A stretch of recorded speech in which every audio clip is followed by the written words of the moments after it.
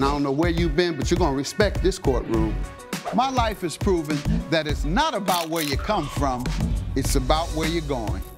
From a jailed youth who had my record expunged to becoming the youngest judge elected. The Honorable Judge Greg Mathis presiding. In just 15 years. Ma'am, let me know when you want to go to rehab. Otherwise, I think you're a crackhead. Absolutely not. My goal is to inspire others to overcome their obstacles. You don't need him and his little raggedy roommate. Thank you.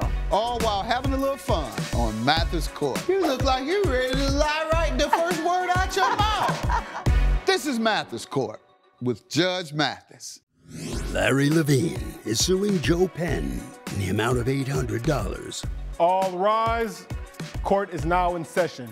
The Honorable Judge Greg Mathis presiding. May be seated. Mr. Levine claims the owner of his favorite bar agreed to bartend his next party to pay off a bet and says the defendant's staff bailed after starting a fight with his guests. State your name. Larry Levine, Your Honor. Sir? Mr. Joe, the owner of the 50-Yard Line Club. What's your last name, though? 50-Yard Line? Yes, sir. You trying to be funny. Now, you in trouble. Anytime you try to be funny, I'm going to show you funny. All right. And you are suing the defendant, Joe Penn. Yes. For $800, saying that he lost the bet and squelched on it. Yes, Your Honor. Is that correct? That's right. Let's start with you. He came up with a deal offer to host a party at my house, and so everything would be comped to reimburse me for the money that he owed me on the bet. I don't know nothing about that. You want to tell me about that, perhaps? Yes. So I agreed to him offering having a couple bartenders come over to my house to host an event that they would bring their liquor, their beverages. They would service my guests for the evening, and that would compensate me for the money that he owed me for the bet. One last time. How did he owe you for a bet? Because he lost on a bet. Sir, what is this about? How did you all come to having a bet, and what was it over? I have no clue what he's talking about. Right, sir. So, Your Honor, my name is Joe Penn. I'm the owner of the 50-Yard Line Club. So, this gentleman here, Larry Levin, which has got an aptly last name, he should be leaving my club and not coming back. Because he's always betting me on everything. And just so happens that he comes in, he gets free drinks occasionally to my bar. He's a patron. So I lost an $800 bet to him. And we said, well, instead of paying, because we always joke around. Tell me about the bet. What was the bet? On a boxing match? And you betted he'd win or lose? I bet my guy would win, but my guy lost. Go ahead. And I thought we were joking around, because we make lighthearted jokes with each other all the time about betting on this and betting on that. No, he took it serious. So, all right, well, if you want to take this seriously, I'll just send my employees over to your next party, and they'll bartend your event for free. And that's what we agreed to. And we went over there, and none of his people were cordial to my bartenders. They didn't want to tip them. How many people did he have there? 50. 50? 50 people. Yes, sir. You got a mansion? He has a mansion? In Beverly Hills. Oh. Yes, Okay. 3-story house in Beverly Hills. All right. Large backyard. There were strippers there, people just, aggressive type bodyguards. His people were real aggressive with us. My bartender's over here as a witness. I wasn't personally at the party. My bartenders were. I sent them in my place. Well, you come and tell me what happened, and then I'll let you resume. Yes, State sir. your name. My name is Michael Keller. I've been working for Joe for a couple years at the 50-Yard Line. Liquor Larry over there, I know him as well. Liquor Larry? Yeah. Why y'all call him Liquor Larry? He's a teetotaler. The number of cabs I've called this man, no disrespect to you, very nice guy, but I've called you several cabs, dozens probably. And Liquor Larry won the bet against my boss. My boss tells me, he says, I've reached an agreement with Larry whereby you're gonna go to Larry's house and you're gonna be tending bar there. Drinks are on the house and you're working, and I'm working for tips. So I thought, this is great, easy $200. And Beverly Hills, big shots. And Right. I mean, people who turned 21 during the Nixon administration are going to be able to hold their liquor, so I thought. This is what I thought. Turned 21. I was wrong. Yeah. Well, first of all, I get there, and the only people tipping me are the Cougars. And so my tip jar is more or less empty. And the people there, they're all being rowdy and crazy and this and that. And I have to start watering down the drinks because you know you'll have like a flaming shot. His people are taking lighters to my rums and cokes, and so I have to start adding way more coke and way too little rum, and I mean, I heard the same Frank Sinatra song like 3 times. Should probably counter-sue you because it's stuck in my head now. He said he should counter-sue you.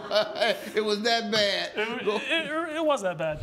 Coming up on Mathis Court with Judge Mathis. My bartenders came to them and said, we're not here just to work for free. We make tips. Obviously, everybody works for tips is not getting an hourly wage. But his people at his party didn't understand that, so they started threatening my bartenders with bodily violence and Do you harm. know of that? And later, Day after he leaves, you know, I find some extra food that I think he left behind, and I have some of it and put some of it down the garbage disposal, and sink is clogged up and starts to smell, and I call a plumber. if you'll be in the Los Angeles area and want to bring your case to court, call 1-888-552-6878. You're watching Mathis Court with Judge Mathis. This is Mathis Court with Judge Mathis. Mathis Court is back with the case of Larry Levine, who is suing Joe Penn for bad debt. So eventually this one guy, he comes up to me and he's like, you're taking way too long with these drinks, and he's just being belligerent. You're taking too long with the drinks. Drinks are watered down. And he says to me, he says, we shouldn't be tipping you at all. So at that point, I pick up this tip jar, which is full of a little bit of cougar money and not much else, and I shake the tip jar at him and I say, don't worry about that, because nobody's tipping us anyway. And this guy tries to swap my tip jar away. Well, there's tiki torches around us, so I'm worried about one of them falling over or fire catching. Larry doesn't water his lawn. I don't know why, but it's like you step on the grass and it crunches. So I'm like, these tiki torches fall, and this whole place is going to catch on fire. So I push this guy back, because I'm like, you're being belligerent around fire and around me. It's no good. And somebody else comes and they swap my hand out of the way. In Los Angeles, yeah, in California, fire. Go ahead. And dry grass.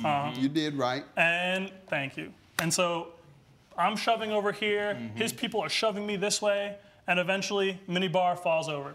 At that point, Liquor Larry, who God knows where he's been, probably asleep somewhere, he comes out. He says, you guys got to go. You're fighting my friends and my guests.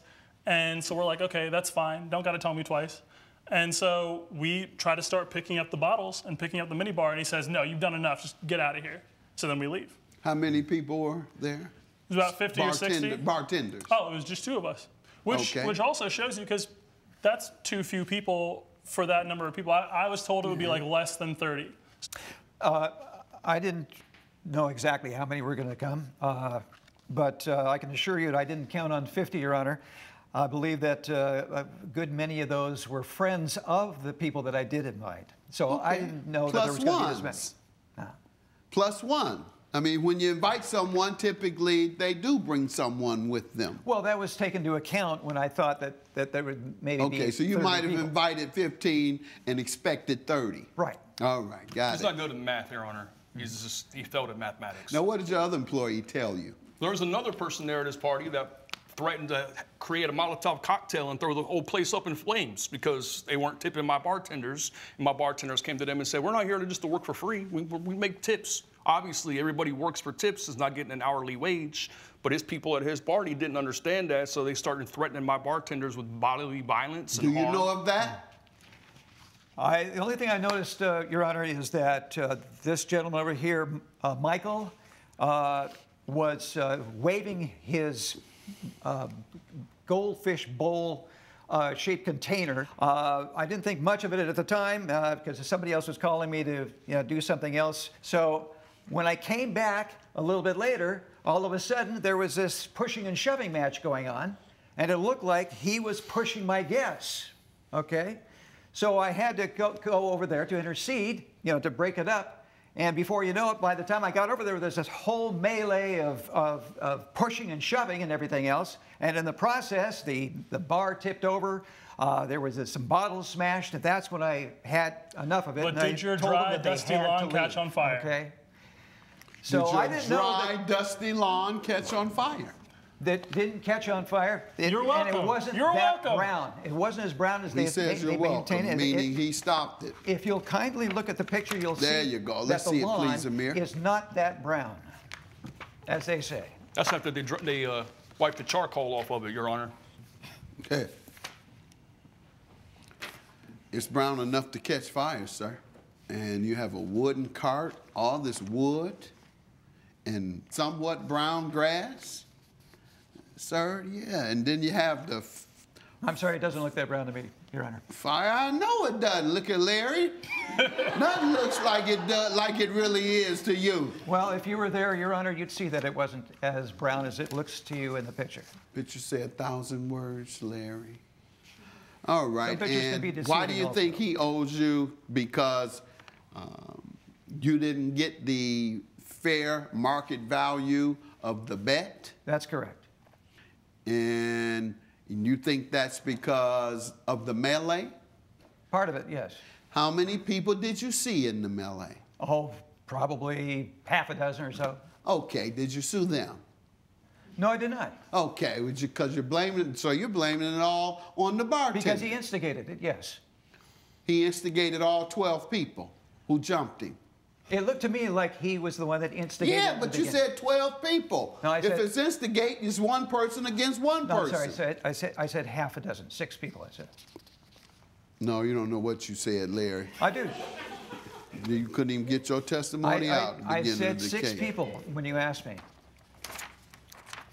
You said a lot of things, and half of it I can't understand. What is it exactly that you don't understand that I said, Your Honor? When you first started out with your testimony, I had no clue what you were talking about. I had no idea what you were owed money for. So much so, I had to go over to them to tell me what you were suing them about. You didn't know. I can't rely on your testimony. Therefore, your claim is dismissed. Bye, Liquor Larry. Judge Mathis has ruled in favor of the defendant. The plaintiff's claim has been dismissed. Anytime you're dealing with a drunkard that doesn't know how to walk a straight line, they're always going to be in the wrong. You can't even remember what he did last night. Well, all I can say is that sometimes the just don't always win, and this is a perfect example of it. Coming up. You know, sometimes when things go wrong, it's often after he stays there, you know. Maybe some did go down the drain, but not enough to cause a clog. You're watching Mathis Court with Judge Mathis. This is Mathis Court with Judge Mathis. Jacob Emerson is suing Paul Fernandez in the amount of $436. Mr. Emerson claims he let his friend stay with him out of the goodness of his heart and says the defendant left him with a clogged kitchen sink. State's name? Jacob Emerson. Sir? Paul Fernandez. All right, Mr. Emerson, you're suing the defendant for $436, saying your ex-friend caused your sink to be clogged with grease and ruin your plumbing? Yes, Your Honor. All right, so tell me how it clogs your pipes. Well, so my friend was staying with me for about a week last March, and every morning he was cooking breakfast. He would cook potatoes and Y'all were bacon. dating or something? No, just a friend, old high school friend. I was doing him a favor, letting him stay with me. Day after he leaves, you know, I find some extra food that I think he left behind, and I have some of it and put some of it down the garbage disposal, and sink is clogged up and starts to smell, and I call a plumber. I submitted this to evidence. Here's a photo of the sink. Please, Amir. As you can see, there are some grease stains. All right, first, what did you say to him?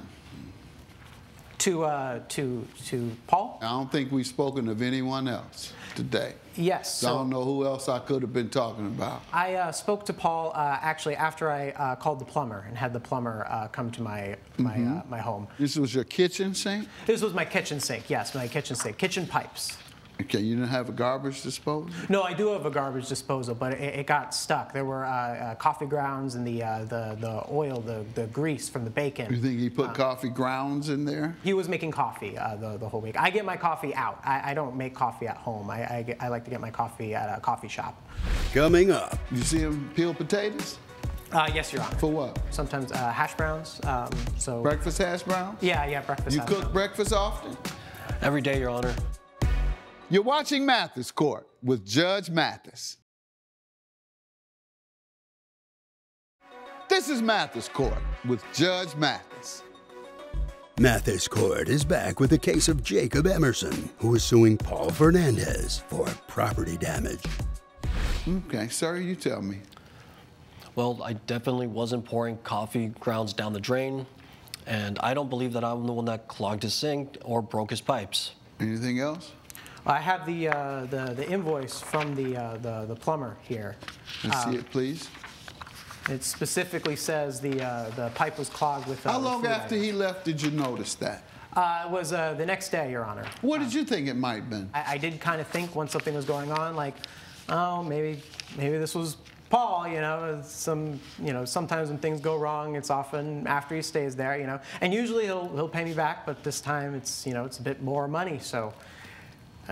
Potato peels. That your garbage disposal doesn't eliminate potato peels. Eggshells. Your garbage disposal doesn't eliminate eggshells. The eggshells we try to get in the garbage. I remember. Yeah, sir. These things go into the garbage disposal all the time. Mm-hmm. Eggshells and potato peels. You see them peel potatoes? Yes, Your Honor. For what? For sometimes hash browns. So breakfast hash browns? Yeah, breakfast. You hash cook browns. Breakfast often? Every day, Your Honor. Okay, so what he says makes sense. Eggshells, potato peels, food grease from bacon, and coffee grounds from coffee. Everything he says makes sense. It makes sense, but I wasn't specifically pouring coffee grounds. So what'd you tell him when he asked you about it? Well, I told him that I'd be willing to pay $100, $150 as much as I could if I was part of that problem. How will Judge Mathis rule? Find out when Mathis Court returns. You're watching Mathis Court with Judge Mathis. This is Mathis Court with Judge Mathis. Plumber reports that he found all those things that you handle. Well, I cook breakfast every day. Every day, eggshells, potato peels, coffee grounds. You handle. You handle every single one of these things by your own admission every day. Your Honor, that's true, but I don't believe that if some food did get down the drain when I was washing dishes or prepping the food before starting to cook, maybe some did go down the drain, but not enough to cause a clog or to damage his pipes. If you did it every day, how long was he there? He was there for 1 week, Your Honor. 1 week, so you did this every day. If you do this every day, yes, it will accumulate to a clog. Every day, just cooked every day. I cook breakfast every day. So, cooking breakfast every day, clogged his pipes. You got your pipes clean now? Yes, Your Honor, they've been replaced. All right, good. Good to hear that your pipes are clean. Come over to my place. You cook, I'll clean. Want to clog your pipes? He cooks, I clean. Judgment for the plaintiff. Have a good day. All rise. Judge Mathis has ruled in favor of the plaintiff. The defendant has been ordered to pay $436.